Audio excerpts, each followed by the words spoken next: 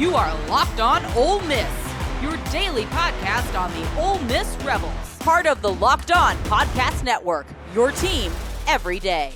This is the Locked On Ole Miss podcast, your daily podcast on the Ole Miss Rebels, part of the Locked On Podcast Network, your team every day. On today's edition of Hands Team with Bill Flowers, we're breaking down Ole Miss's dominant 52-3 win over MTSU. Jaxson Dart had a massive day showing off his arm, while Henry Parrish tore it up on the ground as well. We'll also be shifting our focus a little bit to this weekend's matchup against Wake Forest. There's a ton to dive into.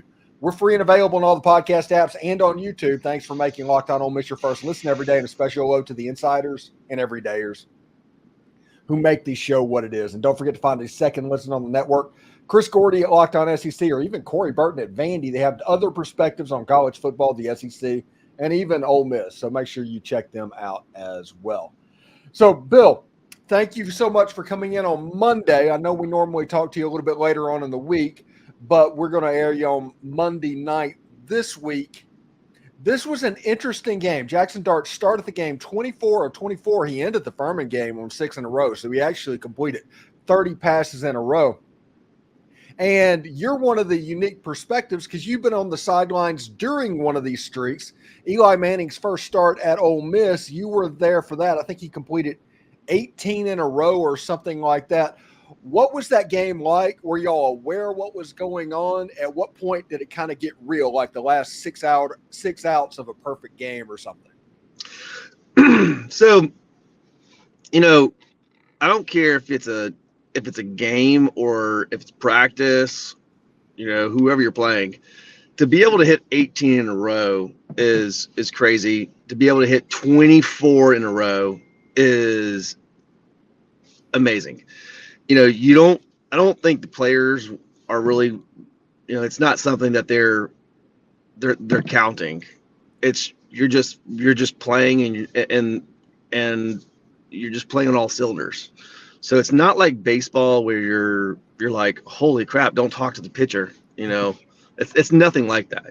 This is just keep on calling the plays and just keep on doing it. So completely different mentality of how you think, but you realize how special that is to be able to connect that many plays. And listen, it's not just Jaxson Dart. It's his receivers. It's his linemen. So it's not all like, look how good Eli is. Look how good Jaxson Dart is. It's collectively the whole group is playing on all cylinders. And I think that's what's so special is that you're seeing this team really groove. And again, this was against Middle Tennessee State. It doesn't matter if it was against Murray State or if it was against Samford. To complete 24 balls means that everybody is really focused, really on the groove.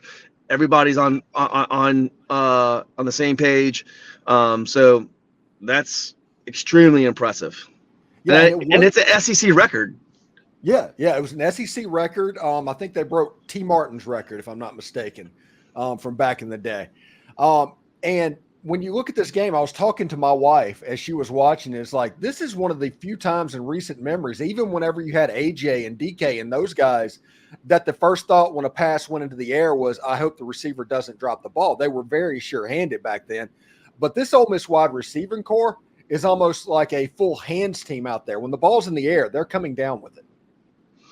Yeah, I mean, I think you're seeing really well prepared receivers. The tight ends. I'm absolutely super impressed with how the offense is functioning, how the players are playing together. It's a very cohesive team right now. Yeah, very, very good unit. And they're currently, let's see, number one in passing yards, number one in total offense, number one in scoring offense. They are running for north of 250 yards a game. So whenever you're number one in the passing, you're assuming that they're going to have low numbers running the ball. They're averaging nearly 700 yards per game and Jaxson Dart by himself is at nearly 400 yards a game, and Ole Miss is throwing north of 400 yards because they threw for over 100 yards with backups in the first game. And I will say this, I said it last week, you played Murray State, you played Middle Tennessee State. Furman. Yeah, Furman. Furman. And even the way that our defense is playing is what really impresses me, because I think that last few years you'd watch our offense just blow the doors off these teams, but you would see our defense kind of give up things that you're like, oh gosh, this doesn't look good. For people that can truly look at a team and be like, I see your glaring weak points. They had those all over the defense.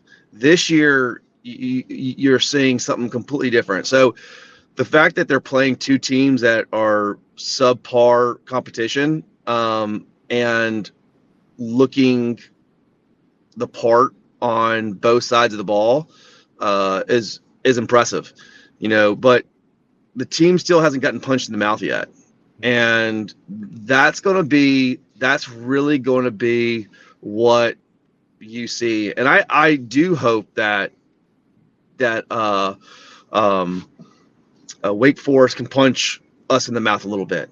They can kind of say, okay, this is something that we haven't seen yet. We haven't seen this caliber of talent yet. All right. Because once you get into our season play, you're going to have to be on point. And as of right now, there's nothing that I'm seeing that I'm concerned with, which is really impressive. Yeah, the thing that the fan base, I think, this week is going to nitpick a little bit is MTSU was able to move the ball a little bit through the air. But if you notice in that situation, once they got down in the red zone and the defense can do it, the drive stopped no matter what. Yeah. It just stopped at that point. So it makes me think they just lost a little bit of intensity. Well, those are when you're playing in Alabama, when you're playing a Arkansas, South Carolina, but historically in the last 5 years, the first team Ole Miss plays is Alabama. Mm-hmm. And I think the scheduling of putting Alabama at the fourth game of the season has been ridiculous, because you walk in and you don't see your holes. You don't see really where are you truly weak. And if the first time you see how weak you are is against Mike Tyson in the middle of the ring, good luck. So, there might be more of a weakness to our pass game than we think. Mm-hmm. I would say, to give the answer to your question, it's not that the intensity was lessened. It's that our defensive line is that good, mm-hmm. that when you force them to play within 20 yards, that team can't do it. You saw it last year with Ole Miss. You've seen it you've seen it where Ole Miss can play 80 yards, but they can't play 20 yards because the defense is just too strong up front. And I think that's what you saw. Yeah, and it gets all compressed down. Yeah, you have a point there as well. Now, we're going to talk about Wake Forest. We're going to turn the page a little bit in the next segment, but right now I do want to let you know.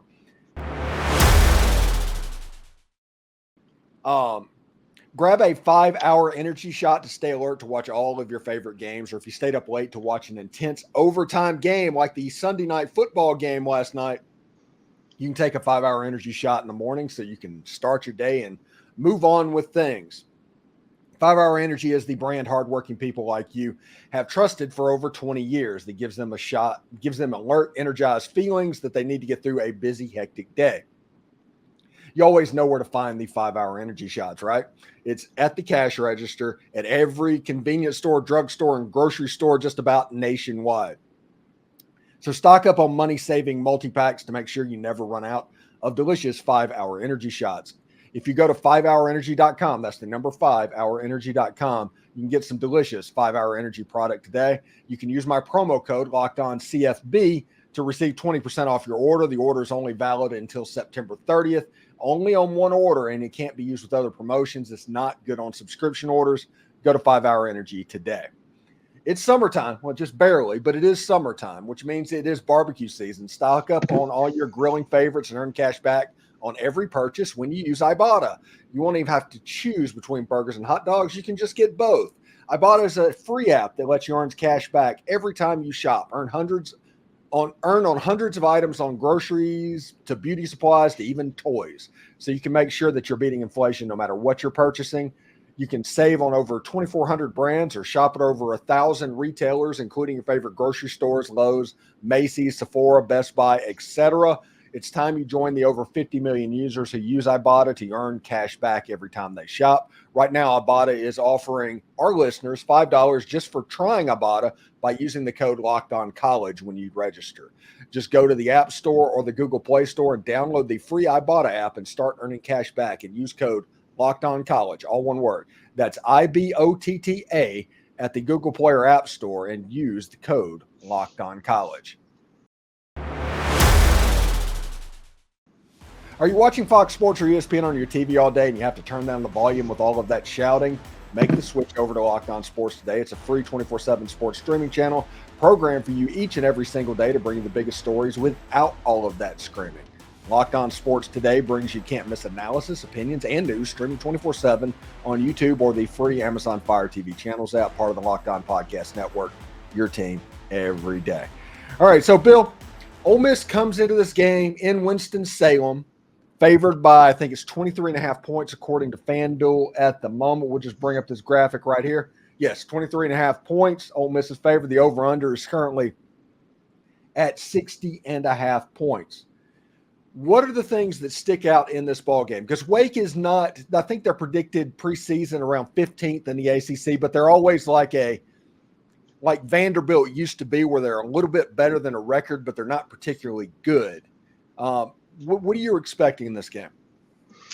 You know, I would like to see Ole Miss's defense to be as dominant as they have been, as they have been, to put 3 points up all season. I'm correct in that, right? That's right now. Yeah. It's only 23 points.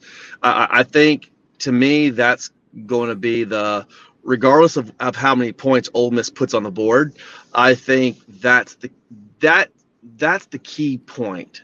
I think that's going to be determining how good Ole Miss is going to be this year. If they can shut out Wake Forest, then I think that they come away with A+. You better watch out. If Wake Forest puts up 21 points, I think the concerns about the back end of the defense being suspect is valid. I think that being able to watch that 20-20, so watch that 80 that 80 yards.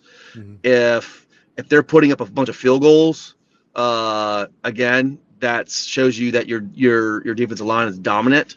So I think that's going to be what I really look at. You're not going to look at our offense trying to figure out how good they are, because you know the answer to that.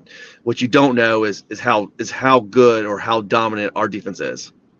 Yeah, and this will be the first game of the season, and I realize that Ole Miss is a 23-point favorite, but this is the first game of the season where Ole Miss is not going to be holding back. They're going to be doing a full game plan in this one. And I would say that if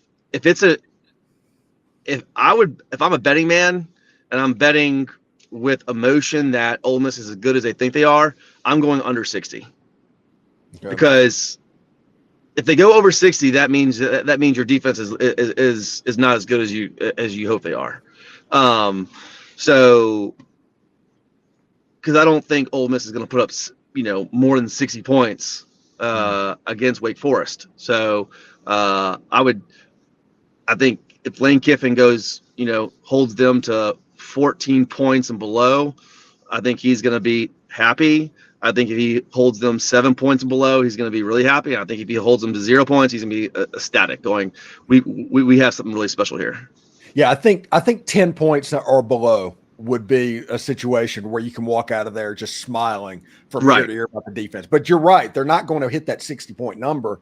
if they hold Wake Forest to 10, because that's going to require them to score 52 again. Right. So it's going to be very interesting to see how it goes. I mean, Wake played well in spurts this past weekend against Virginia, but at the end of the game, Virginia's pass game kind of ate them up, and I think that might be a thing to watch for. Is Wake, it's not very good, it looks like, on the back end of the defense. Yeah. Well, and again, that's not your, from what we're talking about, I don't care who we play. You're going to put up 38 points to 42 points every game. I don't care how good the defense is. That's how dominant Ole Miss's offense is, just from the standpoint of being able to hit the tight ends in the middle of the field like they did. I thought the game plan of executing, hitting tight ends over linebackers in between safeties, that to me shows so much growth of Dart and Prescorn being on the same page, him being healthy. I just don't see anybody. Like, I would say Ole Miss's offense is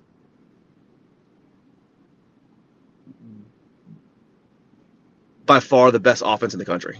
And I don't think there's a roster that matches Ole Miss as of yet from just the starting point. So that's why I'm pretty bullish right now on Ole Miss because of the defensive line, and it's going to be interesting to see if they're able to hold them to 10 points or below. That's you got something special. Ole Miss right now, or the SEC right now, they've kind of starting to separate, kind of get into tiers, and you have Ole Miss, Texas, and Georgia that seems to be the elite of the conference. Then you have Alabama and Tennessee and Missouri that are still playoff level teams. And then after that, you just have some very good teams in Oklahoma and LSU and those guys. And you got some average teams, which congratulations, Vandy, for being in that category. And then you have some very bad teams as this goes. What are the surprises inside the league that you have noticed so far? It just shows you how much of a quarterback-driven league the SEC is, and look what happens when Vanderbilt goes out and gets a quarterback that's a player. That guy has, he's a baller. So I think Vanderbilt, I'm happy to see them doing well. I think that program has taken a huge step forward. Listen, Ole Miss is better than Vandy, but I am glad that Ole Miss is not playing Vandy this year. Yeah, I think right. With historically of how well Ole Miss and Vandy have played against each other, it's always a slugfest when it shouldn't be. But this is one of those years where it shouldn't be a blowout. Vanderbilt looks to be a lot better than what they've ever been in a long time.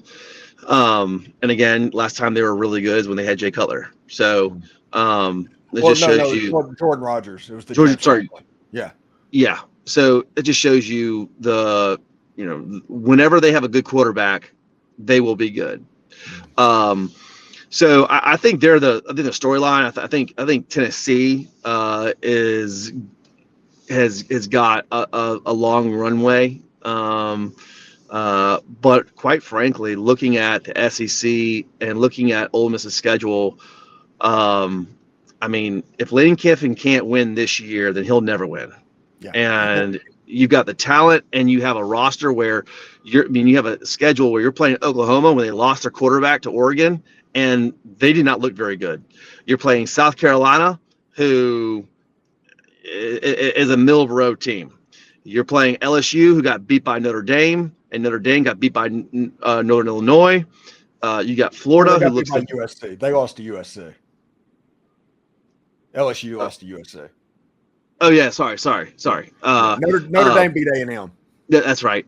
I mean, you just this year does not look. I mean, this looks like the year where you don't have any juggernauts except for Georgia, and quite frankly, Georgia didn't look great against Clemson, and I mean, to me, that's the one game that you have where I'm going to be concerned. Now, I'll tell you what's going to be interesting is to see what happens when Ole Miss gets punched in the mouth when they're on their wheels and going backwards, because it's going to happen. Mm-hmm. And you're going to figure out, how do they play? What's going to happen when there's a little bit of someone gets dinged up? How does the next guy show up and maintain the level of play?